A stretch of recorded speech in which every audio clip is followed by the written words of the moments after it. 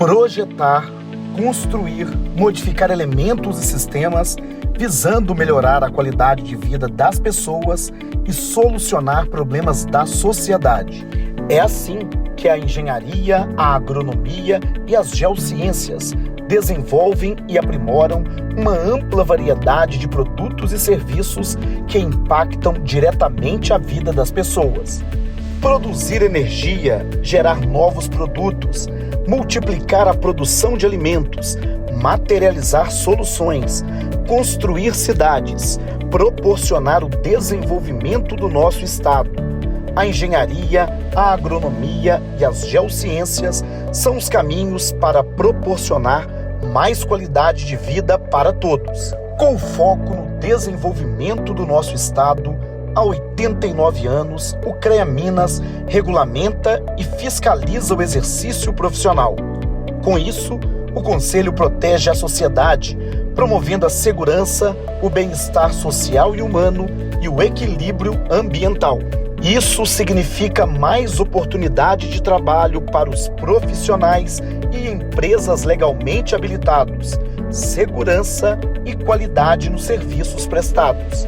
CREA-MG, modernizando, inovando e avançando sempre na prestação de serviços. Olá pessoal, então vamos dar início agora ao capítulo 6 do módulo 2, ok?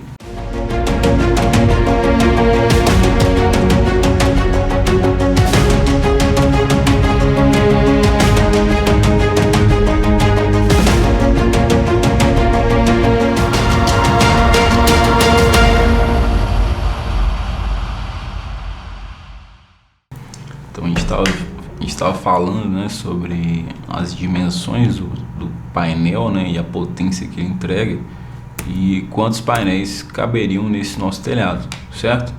Então a partir desses cálculos a gente percebeu que a gente precisaria, para entregar para o nosso cliente 4.900 kWh de geração, a gente precisaria de pelo menos 80 painéis. Porém, nesse primeiro telhado cerâmico, né, segundo a nossa análise, caberiam apenas 75, ou seja, faltam ainda 5 painéis para serem alocados, certo? A gente tem, na verdade, várias opções aqui, né? A gente tem que procurar opções que entreguem um melhor custo-benefício para o nosso cliente, certo? Então a gente tem que entregar preferencialmente a maior quantidade de potência, a maior quantidade de energia pelo menor custo possível, certo? A gente percebeu, né, que esse telhado metálico ele teria uma boa orientação, tão favorável quanto esse cerâmico, com o pênalti de uma inclinação um pouco mais desfavorável, tendo em vista o tipo de telha, porém que o investimento em relação aos suportes é relativamente menor, né, tendo em vista a simplicidade desse tipo de suporte, que faz a interface entre o telhado metálico e os módulos fotovoltaicos, ok? E já que a gente esgotou, né, a possibilidade de utilização desse primeiro telhado, desse nosso telhado cerâmico, a gente vai partir para essa segunda opção, que seria usar esse telhado metálico. Porém, a gente sabe que esse telhado vai sofrer influência direta dessa sombra, né, influência direta dessa sombra causada pelo prédio aqui ao lado, onde tem esse telhado cerâmico, ok? Mas cabe a nós, né, fazermos essa análise de quão grave seria essa influência, né, e até que ponto a gente consegue fazer algum tipo de ajuste, certo? Para isso, a gente tem um outro site que a gente pode usar, que é o SunCalc. Então a gente vai acessar aqui o SunCalc.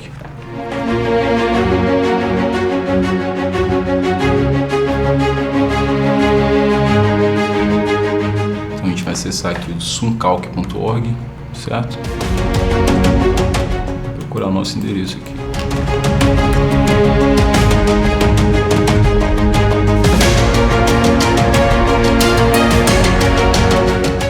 Ok, a gente localizou o nosso endereço, né? E agora a gente vai simular a quantidade de sombra. Porém, interessante que a gente selecione aqui o pior dia, né? A gente sabe que o pior dia do ano vai ser no inverno, certo? Caso solstício de inverno, que é no dia 21 de junho, certo? Então a gente vai selecionar essa data, 21 de junho, e aqui na parte de cima do site a gente consegue simular o horário, beleza? Então o dia está amanhecendo aqui, né? Próximas 6 horas, ok? E aí a gente consegue ver o percurso que o nosso Sol faz, né? Ao longo desse dia, a gente consegue observar o horário aqui. Então o percurso que o Sol faz, e aqui a gente consegue observar o tamanho da sombra, certo? A gente sabe, né, a gente mediu lá na prática e viu que a diferença de altura entre os dois prédios seriam de 3 metros. Então a gente vai colocar aqui, inserir o tamanho de 3 metros e vai observar o tamanho dessa sombra, certo? Então aqui nas primeiras horas do dia, né, vai ter um sombreamento, e à medida que o tempo vai passando, né, essa sombra vai reduzindo, né? A gente consegue observar aqui que próximo ao meio-dia ela tem o tamanho de 3 metros, e depois a gente vai levando isso para o final da tarde, onde essa sombra vai aumentando de novo, né? Próximo de 4 horas ali, das 16 horas, ela chega a 9,63 metros, certo? Beleza? Então vamos pegar esse intervalo ótimo entre 9 horas da manhã, né? Eu quero que o meu sistema esteja a pleno funcionamento às 9 horas da manhã até 16 da tarde, ok? Então a gente vai usar esse critério como período de insolação plena. Então a gente viu aqui que às 16 horas a gente teria um sombreamento de 9,63 metros, e agora a gente vai olhar às 9 horas da manhã. Então aqui próximo às 9 da manhã a gente teria uma sombra de 5,45 metros, né? Eu posso ser mais criterioso, pegando às 8 horas da manhã, a gente tem um sombreamento de 9,69 metros, né? Mas como a gente estabeleceu aqui, a partir das 9 é o que a gente vai usar como cálculo, né? A gente consegue perceber aqui um sombreamento de 5,57 metros, certo? E às 16, próximo de 9 metros, quase 10 metros, 9,87, certo? Porém, se a gente observar o nosso prédio, a gente percebe que a posição, né, do prédio maior em relação ao menor é que o prédio maior está do lado direito, ou seja, o Sol vai fazer esse trajeto, vai nascer desse lado aqui, do lado direito, né, e vai se pôr do lado esquerdo, né? Então, no período da tarde, né, a gente não tem influência do prédio sobre o telhado. Por quê? Porque esse objeto ele está apenas do lado direito do telhado, ou seja, a influência negativa dele vai acontecer somente no período matutino, né? Somente no início do dia, certo? No período da tarde, a gente percebe que não tem objetos aqui que vão provocar sombreamento no nosso telhado. Então é importante a gente avaliar somente no período do amanhecer do dia, certo? Nesse período, a gente percebeu que o sombreamento seria de 5,45 metros, certo? Então a gente consegue aqui, ó, medir, né?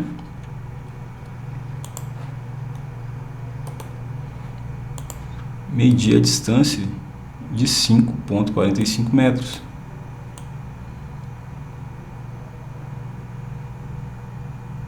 Certo? E o resto do telhado que sobrou, eu sei que eu não vou ter influência, né? Pelo menos até a partir das 9 horas da manhã, certo? Então sobrou aqui pra gente, ainda de telhado, 16,27 metros, certo? Agora basta a gente descobrir quantos painéis cabem nesse telhado. Esse telhado aqui tem a vantagem de ele ser retangular, né? Então, de altura aqui, ó, ele tem 4,38, e se cada painel tem 1,90 m, né, a gente consegue fazer a conta aí de cabeça e perceber que caberiam pelo menos 2 painéis aqui, certo? Na posição retrato. Então eu sei que eu tenho 2 painéis e eu tenho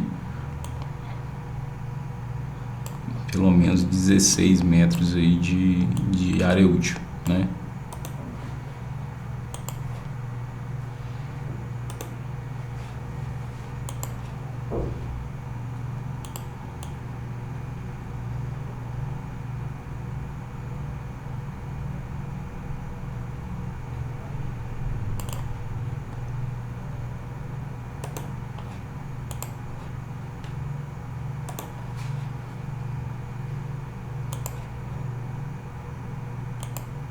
Então teria lá 16,27 metros, né, de área útil, que foi o que a gente mediu aqui, naquele momento, certo?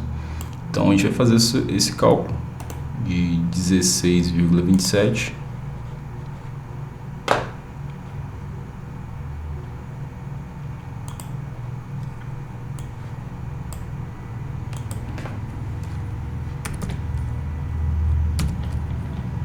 27 metros menos 0,2 seriam 10 centímetros de cada lado.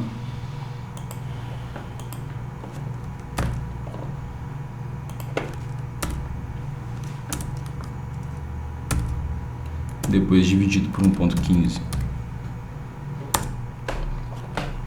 Então nós teríamos aí 13,97 painéis, né, arredondando para baixo, 13 painéis vezes 2, né, caberiam dois painéis nesse telhado, uma string aqui embaixo e a outra aqui em cima. Então a gente teria um espaço aí suficiente para instalar 26 painéis, certo? Então eu sei que eu tenho uma área suficiente para instalar 75, é que eu preciso instalar 5, né? Porém eu tenho uma área suficiente para instalar 26, ok? Então a gente precisa entender agora como a gente vai fazer essa divisão, né, do telhado cerâmico para o telhado metálico. Para isso, para fazer essa divisão, é importante a gente entender também qual inversor que a gente vai utilizar. Por quê? Da mesma forma que a gente viu isso lá nos sistemas isolados, né, vai acontecer isso aqui nos sistemas conectados, né? A gente vai ter uma quantidade máxima e mínima que esse inversor suporta em cada entrada dele, certo? Então a gente vai agora analisar um inversor, né, que seja capaz de aceitar essa divisão, primeiro em dois telhados. Por quê? Se eu tenho um telhado cerâmico que tem uma determinada inclinação, mesmo que ele esteja na mesma orientação desse telhado metálico, apenas pelo fato de a gente mudar a inclinação do telhado, já vai mudar a tensão de saída de cada painel, certo? Então eu não posso ligar na mesma string, né, ou na mesma MPPT, painéis que estejam no telhado metálico, né, misturado com painéis que estejam no telhado cerâmico, tendo em vista que a inclinação é diferente, a tensão vai mudar e isso pode me causar algum defeito, né? Tanto uma perda de geração, caso eu ligue eles em série, como uma diferença de tensão, né? Uma diferença de potencial entre as duas strings aqui, caso eu ligue elas em paralelo, certo? Então das duas formas seria incorreto, das duas formas eu teria algum dano para a minha instalação. Então nesse caso eu preciso de um inversor que tenha pelo menos duas MPPTs, né? Duas entradas com duas MPPTs, ou seja, duas entradas independentes, certo? Então a gente vai analisar isso aí. E a outra questão que a gente já tem que olhar inicial desse inversor, né, seria a potência de entrada dele. Então a gente sabe que a gente tem o total de 80 painéis e cada painel tem 470 watts. Com esses dados a gente consegue calcular a potência máxima de entrada também que esse inversor tem que ser capaz de suportar, né? 80 painéis vezes 470, né? Então fazendo essa conta,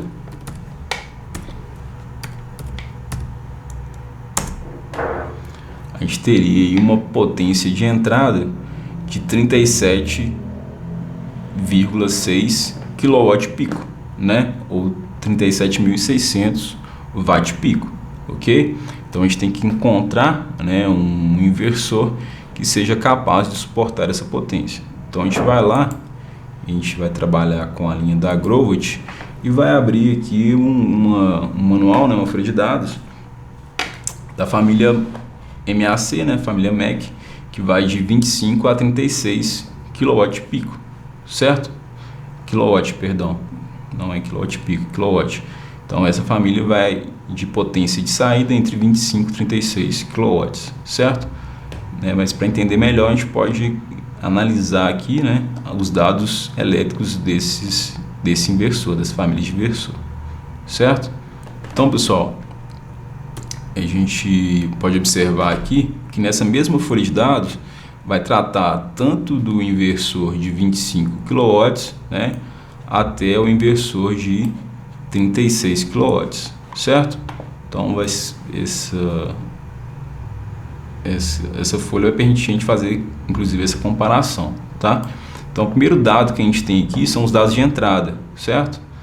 Nesses dados de entrada, o primeiro deles é a potência máxima fotovoltaica de entrada, né? Recordando, ou seja, a quantidade máxima de painéis que a gente pode ligar à entrada desse inversor. Então, se a gente pegar aqui inicialmente o de 25, a gente já percebe que ele não suporta, né, toda essa potência, certo? O máximo que ele suportaria seriam 32,5 kW pico, né, ou 32.500 watts, certo? E já o de 30 kW, né, o MAC 30 KTL 3XL, ele suporta até 39 watts de entrada, né? E já o de 36 ele suporta 46.800. Beleza, gente? Então essa é a potência que ele suporta na entrada, não é a saída, tá? E a máxima tensão de entrada seria de 1.100 volts, tá ok? Então eu posso associar painéis, né, que vão me entregar aí no máximo 1.100 volts. Então essa informação também vai ser bem relevante, que a gente vai usar ela daqui a pouco, para a gente entender qual a quantidade máxima de módulos em série que a gente pode ligar e conectar numa entrada MPPT desse inversor, certo? A tensão de partida ela é de 250 volts, então o inversor só vai começar a funcionar quando essa string atingir essa tensão de partida de 250 volts, né? Então, se eu ligar uma quantidade de painéis muito pequena, pode ser que eu não atinja também essa tensão. Então, é importante a gente observar tanto a tensão máxima, né, como a tensão mínima. Se eu ligar um painel aqui apenas, jamais vou chegar em 250 volts. A gente sabe que a tensão de um painel, a tensão VOC dele é próximo de 42 volts, né, desse painel de 460 watts, certo? Então eu tenho que associar uma certa quantidade para atingir no mínimo 250 volts, perfeito?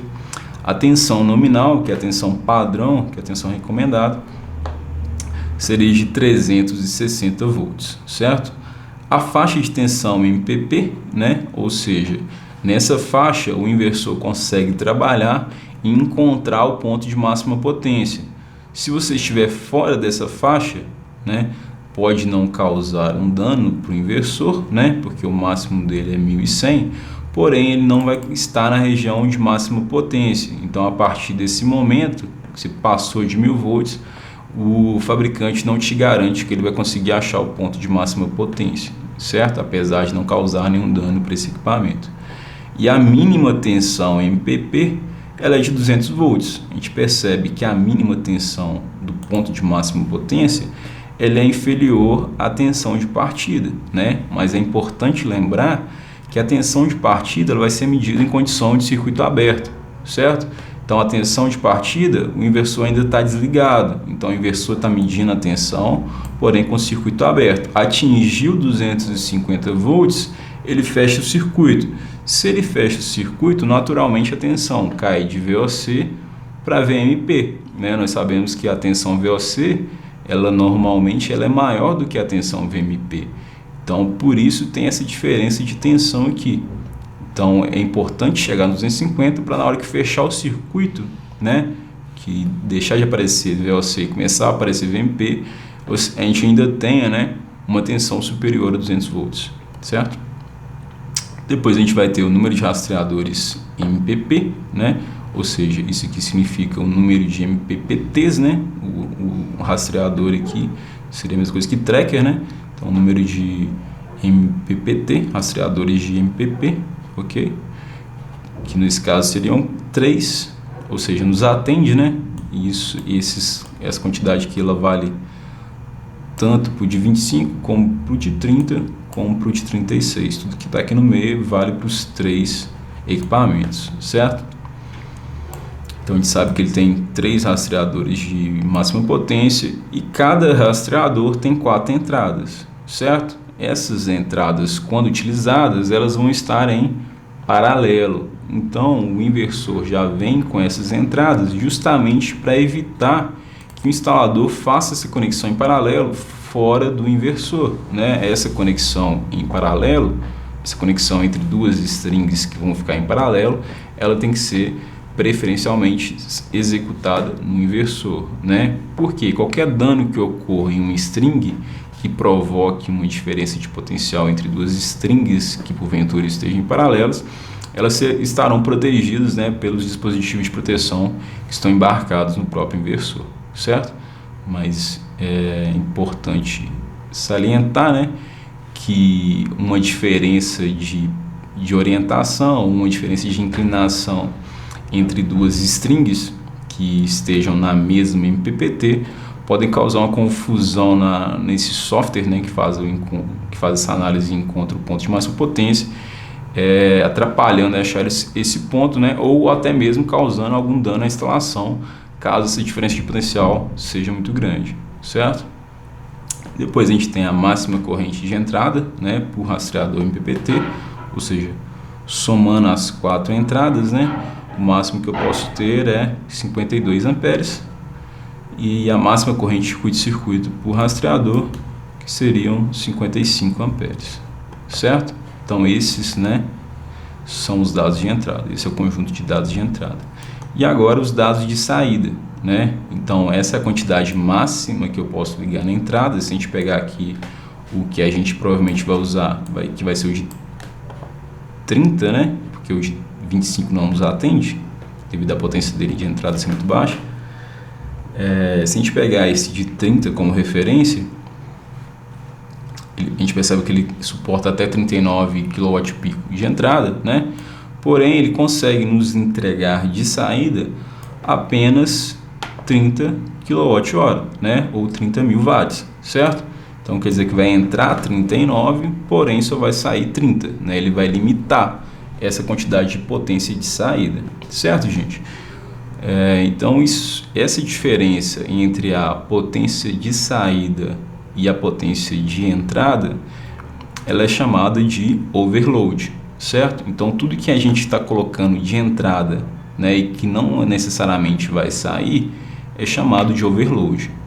E toda essa potência que é perdida, né, caso eu atinja essa potência de 39 e eu vou ter que jogar esse resto de energia fora, é chamado de clipping, certo? Então, se eu cheguei em 39, se eu chegar em 39, né, mesmo que eu tenha todos os painéis na condição STC e eu conseguir chegar, né, em 39, eu jamais vou conseguir ter na saída mais do que 30 kW, né? O próprio inversor vai fazer essa limitação, vai ceifar esse pico de potência, né? E vai nos entregar apenas 30 kW ou 30.000 watts, né? Que seria a mesma coisa, certo? Então essa diferença entre os dois é chamado de overload. Então é uma sobrecarga que a gente pode fazer na entrada desse inversor, né? Para que é importante o overload? Quais são as limitações dele, né? Se a gente tem um telhado, né, que está com orientação muito ruim, vocês concordam que a gente tem que compensar essa orientação, né, ou essa inclinação que está ruim, aumentando a quantidade de painéis, né? Então não faz sentido eu aumentar a quantidade de painéis e aumentar a potência do inversor também. Por quê? Porque eu sei que eu estou aumentando a quantidade de painéis justamente para aumentar a capacidade de captação de luz. Mas eu sei que os meus painéis ficarão ali, né, entre parênteses, subutilizados, devido à minha orientação estar ruim, ou minha inclinação, eu nunca vou atingir a condição STC naqueles painéis. Então não preciso, né, colocar um inversor com a mesma potência, certo? Porque se eu fizer isso, eu vou estar com um inversor que vai estar subutilizado. Eu sei que não vou atingir a condição de máxima potência, né? Condição STC naqueles painéis. Então eu posso compensar, né, isso aumentando a quantidade de painéis ou com a mesma visão, porém ao contrário, reduzindo a potência do inversor, certo? Então não é que eu vou estar subutilizando, né, que eu vou estar simplesmente jogando fora a potência que vai estar gerando, né? Eu vou estar aumentando a quantidade de painéis, né, para compensar uma orientação ruim, uma condição qualquer que seja ruim do meu telhado, certo? Mas não necessariamente eu tenho que levar a potência também do inversor, ok? Isso vai ficar mais claro em breve, né, quando a gente ver um gráfico de geração, certo? Então aqui a gente percebe que a potência nominal de saída é 30 kW. Então mesmo que eu ligar 39, o máximo que eu terei de saída vai ser 30. Isso vai ser relevante também, né, na hora de a gente avaliar o padrão de entrada. Então o padrão de entrada não necessariamente ele precisa, o padrão de entrada, que seria o padrão do CEMIG, né, ele não precisa suportar a mesma potência dos painéis, ele tem que suportar a potência de saída do menor entre os painéis e o inversor, né, no caso aqui o inversor, que a saída dele é de 30 kW, certo? Beleza. Depois a gente parte para a tensão nominal de saída, né, que nesse caso aqui vai ser 127 ou 220, 127 por fase ou 220 fase. A gente tem a frequência de saída, que vai ser 50 ou 60 Hz, no nosso caso aqui no Brasil a gente tem 60 Hz. Corrente nominal de saída, 78,8 A. Máxima corrente de saída, 87,4. Então é importante observar também que apesar do inversor ter uma corrente nominal de 78, ele pode aumentar essa corrente. Por que ele pode aumentar essa corrente? O inversor ele quer nos entregar potência, né? Na verdade ele quer nos entregar energia. Só que para entregar energia, ele precisa nos entregar potência. E a gente sabe que a potência é o produto da tensão pela corrente, ok? Então, se a tensão da rede ela está muito baixa e o inversor sabe que ele pode entregar mais energia, né, entregar mais potência, ele pode compensar isso elevando a corrente. Então, ele vai compensar a tensão baixa, aumentando a corrente tentando, né, nos entregar aí o máximo de potência e o máximo de energia possível, certo? A gente tem aí o fator de potência de 0,99, né, que vai ser sempre maior que 0,99, mas aqui ele é ajustável também, né, entre menos 0,8 e mais 0,8, ou seja, 0,8 indutivo, né, e 0,8 capacitivo. THDI, que vai ser menor do que 3%. O tipo de conexão, que é 3 fases, né, mais neutro, mais o terra. E daqui para baixo a gente tem os dados de eficiência. Então eu tenho aqui a máxima eficiência, e depois a gente tem essa máxima eficiência também considerando o padrão europeu de teste, certo?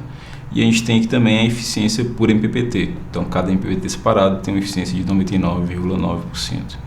E depois aqui a gente tem os dispositivos de proteção que já estão embarcados nesse inversor, certo?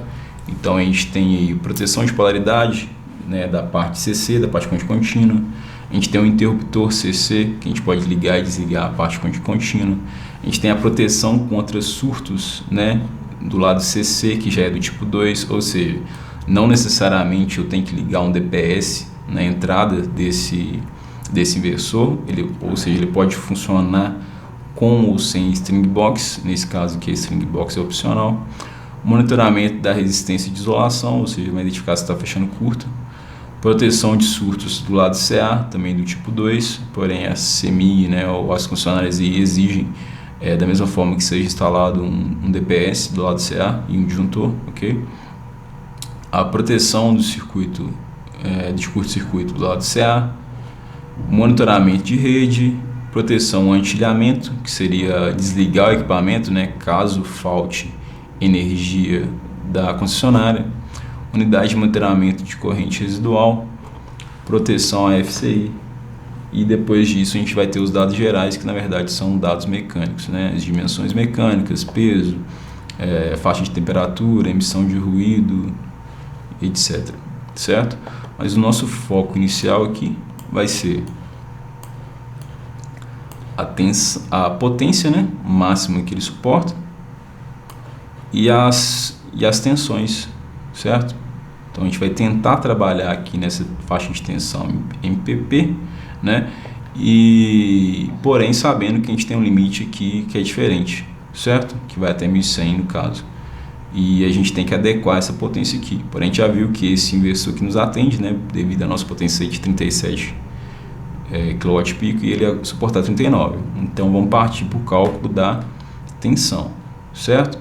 Primeira coisa então é a gente fazer o cálculo da tensão VOC com a compensação em função da temperatura, certo?